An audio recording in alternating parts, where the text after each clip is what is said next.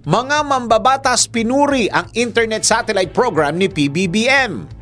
Mahilig ka bang mag-TikTok o kaya naman mag-scroll sa Facebook? Normal man ito para sa karamihan, marami pa rin mga Pilipino ang hirap o kaya naman wala talagang access sa internet.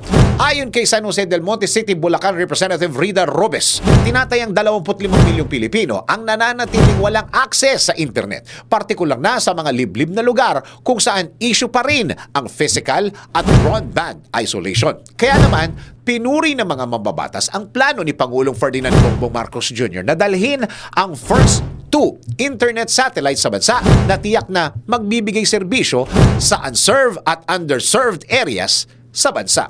Ano nga ba ang dapat asahan sa pagkakaroon ng internet satellite sa Pilipinas? Tara, alamin natin. Naging posible ang programa ni Pangulong Marcos na dalhin ang dalawang internet satellite sa Pilipinas dahil sa formal na paglagda ng Astranis Space Technology